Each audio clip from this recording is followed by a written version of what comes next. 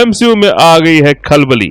एक breaking news में Jonathan measures को कर दिया गया है कन्विक्टेड डोमेस्टिक अब्यूज केस में, और उसी के बाद ऑलमोस्ट इमीडिएटली डिज्नी ने अनाउंस कर दिया कि वो मेजर्स को उनके प्रोजेक्ट से हटा रहे हैं, एज वो तैयार थे इसके लिए। इंटरेस्टिंग। इतनी जल्दी कर दिया, ठीक ही है, और ऑप्शन क्या था उनके पास? ये बड़ी अच्छी बात कही आप।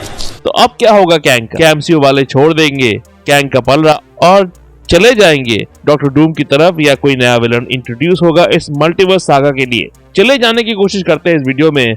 कौन होना चाहिए एमसीयू का नया विलन? 3 सिनारियोस के साथ जो मेरी थ्योरीज है। उससे पहले लाइक सब्सक्राइब कर दीजिएगा, नोटिफिकेशन घंटी भी बजा दीजिएगा ताकि अपडेट्स मिलते रहे आप लोगों को। और वेलकम टू द चैनल जो प्लेटफॉर्म है एमसीयू, डीसी और फिल्मों की हर खबर का। Just a review. Scenario number 1, MCU को कंटिन्यू करना चाहिए कैंग के साथ, पर कुछ नए एक्टर्स को लेकर, यानी कि कैंग की रिकास्टिंग। अब तक हमें बताया गया है कैंग के बारे में कि उसके बहुत सारे वेरिएंट्स हैं, तो उसे जितने बार भी मारा जाएगा एक नया वेरिएंट आएगा जो कहेगा अभी हम जिंदा हैं, अभी हम जिंदा हैं, अभी हम जिंदा हैं। एमसीयू में अभी तक कैंग के जितने भी वेरिएंट्स को अभी तक दिखाया गया है, चाहे वो विक्टर टाइमली हो या फिर ह्यू रिमेन्स या फिर कैंग एंडमैन वाला, या फिर वो बाल्टी भर के वेरिएंट्स, सारे किरदारों को एक ही एक्टर ने निभाया है, वो है जोनाथन मेजर्स। पर ये जरूरी नहीं है कि सारे वेरिएंट्स एक ही जैसे दिखे।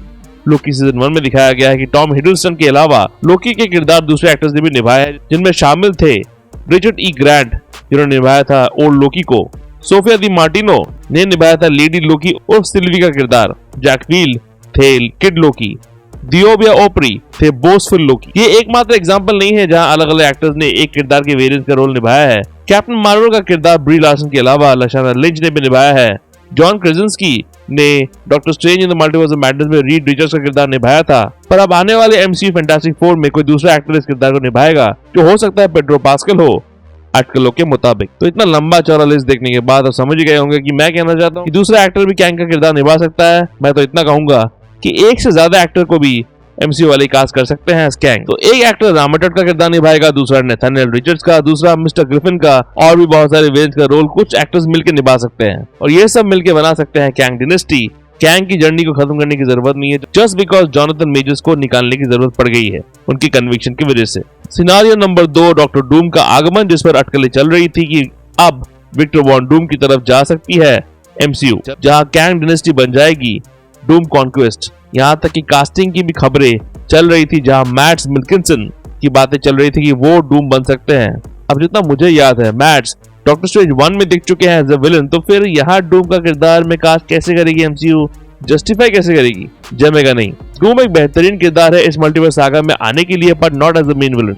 डूम और उसके किंगडम लैटवेरिया की कहानी को कहने में एमसीयू को टाइम लेना चाहिए। मेरे ख्याल से डूम को इंट्रोड्यूस कर देना चाहिए इस मल्टीवर्स सागा में, पर ये एक ऐसे किरदार के हिसाब से होना चाहिए जो अलग अलग फेजेस में रह सकता है, लोकी की तरह। इसे मेन विलन अभी नहीं बनाना चाहिए, उसके लिए सीक्रेट वॉर्स का इंतजार करना चाहिए, जहां डूम अपने आप को रिवील करेगा as the big bad of the next phase. मुझे नहीं लगता कि डूम को इतने हरी भरी में इस फेज का बड़ा विलन बना के मार्वल वो गलती करेगा जो अभी तक वो कर रही है, इतने सारे किरदारों को इंट्रोड्यूस करना उसके बाद भूल जाना, या फिर डीसी करती आई है हरी भरी वाला कांड। अभी के लिए या तो कैंग या किसी दूसरे विलन को इंट्रोड्यूस करना चाहिए एज द बिग बैड, और डूम को इंट्रोड्यूस करो पर अगले फेजेस का बड़ा विलन बनाओ। अब अभी डूम के किरदार को डेवलप करो। सिनारियो नंबर 3, अब अगर मार्वल कैंग को नहीं रखना चाहती एज अ बिग विलन, तो उन्हें अब बियॉन्डर को इंट्रोड्यूस कर देना चाहिए, जो एक्चुअली जोनाथन हिकमैन एजाड रिबिक द्वारा लिखी हुई comic book run secret Wars का एक्चुअल विलन था।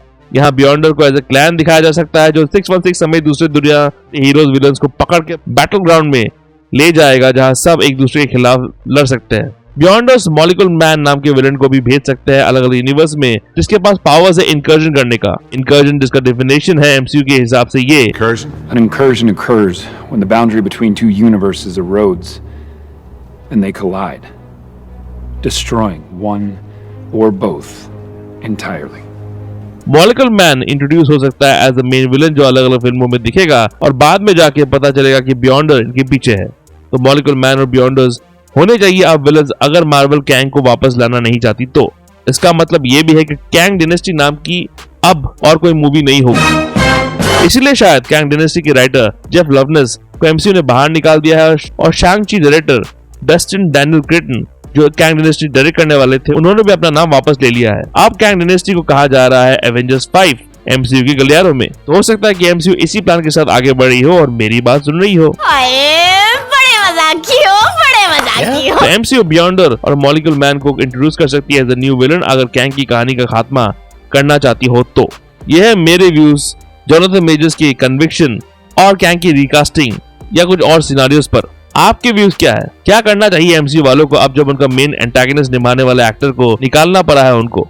चलिए करते हैं कमेंट सेक्शन में डिस्कस। लाइक सब्सक्राइब भी कर दीजिएगा, नोटिफिकेशन घंटी भी बजा दीजिएगा ताकि एमसीयू पर अपडेट्स मिलते रहे आप लोगों को। रिसेंट वीडियो जैसे डंकी मूवी का रिव्यू वीडियो आखिर में है, चेकआउट जरूर कीजिएगा और ऐसे एमसीयू खबरों के लिए देखते रहिए just in review. Just in review के अपडेट्स के लिए और छोटे बड़े स्निपेट्स के लिए फॉलो कीजिए ऑन ट्विटर @ProNerdReview201 में। कू ऐप में आप मुझे फॉलो कर सकते हैं @ProNerdReview पे और ProNeedDiary blogspot.com में भी आपको अपडेट्स मिल जाएंगे।